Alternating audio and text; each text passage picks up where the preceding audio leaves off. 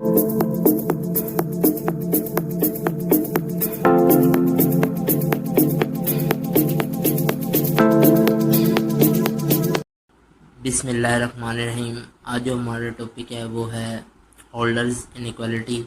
Holders inequality को हम Young's inequality को यूज़ करते हुए प्रूफ कर सकते हैं। यंग्स इनइक्वालिटी जो है हम लोगों ने लास्ट लेक्चर में अपने प्रूफ की थी।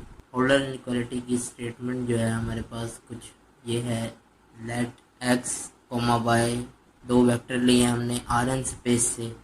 If P and Q are conjugate indices, conjugate indices की भी हम लोगों ने अपने लास्ट लेक्चर में बात की थी कि हर P ग्रेटर दैन 0 के लिए हमें Q ग्रेटर दैन 0 मिल जाएगा, such that 1/P plus 1/Q is equal to 1। क्या है? तो हम लोगों ने ये इनइक्वालिटी को प्रूफ करना है।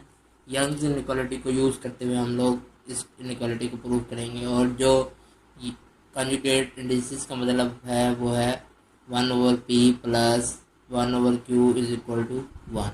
ठीक है, अब हम इसको प्रूफ कर लेते हैं। हम लोगों को पता है कि हमारे पास यंग्स इनइक्वालिटी क्या होती है, वो होती है अल्फ़ा के बीटा के less than equal to 1/P, alpha के whole power P plus 1/Q beta के होल पावर Q। इसे हम कह लेते हैं ये इनइक्वालिटी 1 है। ठीक है, अब जो है हम लोग लेट करेंगे कि अल्फ़ा के क्या है और बीटा के क्या है। के और के जो है मैंने इसलिए यूज़ किया है इंडेक्स में क्योंकि एट द एंड हम लोगों ने समिंग करनी है और हमारे पास एक से ज़्यादा वेक्टर मौजूद है, इस वजह से मैंने के यूज़ किया है।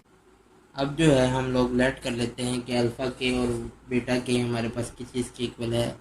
लेट कर लेते हैं हम लोग, लेट अल्फ़ा के इज इक्वल टू एक्स के मोड ओवर सी।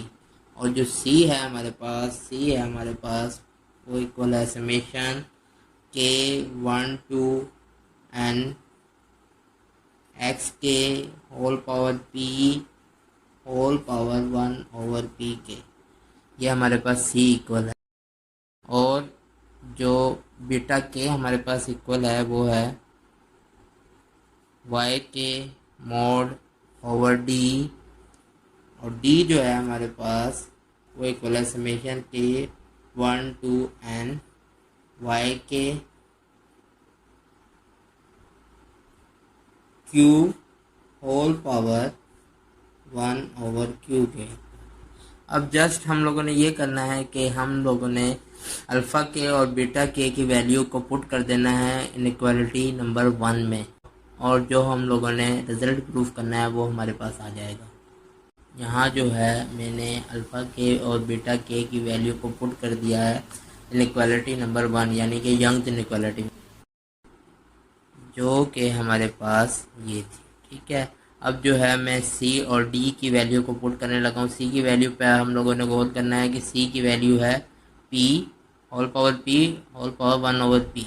ठीक है, वहाँ हमारे पास जो पावर आ रही है वो पी आ रही है, यहाँ हमारे पास जो पावर आ रही है वो पी आ रही है।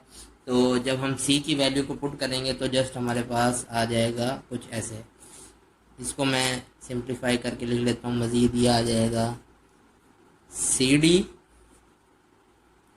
Less than equal to 1/P, और ये आ जाएगा एक्स के पावर P। और ये इसकी वैल्यू को मैं पुट करूँगा तो जस्ट हमारे पास आ जाएगा के 1 टू एन एक्स के whole power P।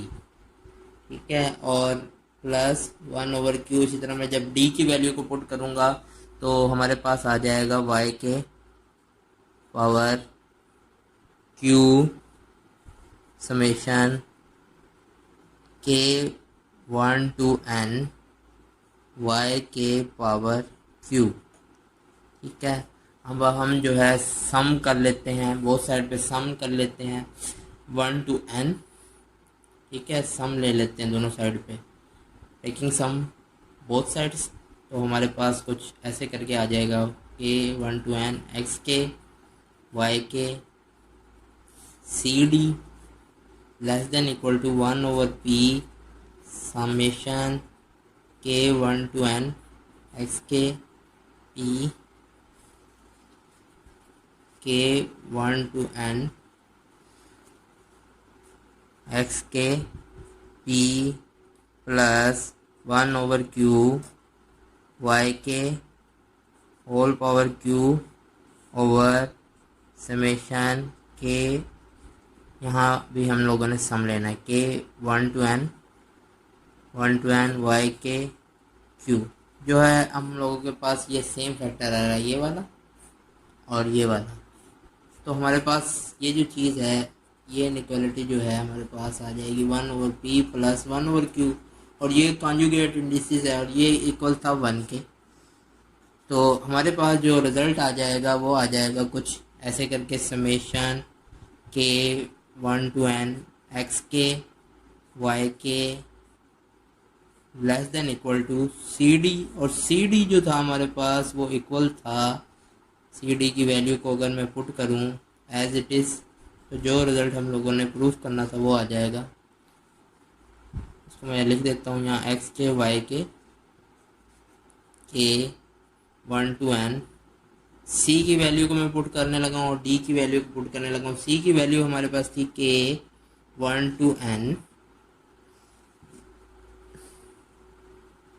xk power p whole power 1 over p, और d की वैल्यू हमारे पास थी k1 to n yk q whole power 1 over q, और यही हम लोगों ने प्रूफ करना था। यही होल्डर्स इनइक्वालिटी की हमारे पास स्टेटमेंट थी। अगर हम लोग यहाँ p और q की प्लेस पर 2 ले लें तो हमारे पास जो रिज़ल्ट आएगा वो काशी-श्वार्ज़ इनइक्वालिटी आ जाएगी, और काशी-श्वार्ज़ इनइक्वालिटी को हम पहले ही प्रूफ कर चुके हैं। काशी-श्वार्ज़ इनइक्वालिटी जो है होल्डर्स इनइक्वालिटी का एक स्पेशल केस है, ठीक है।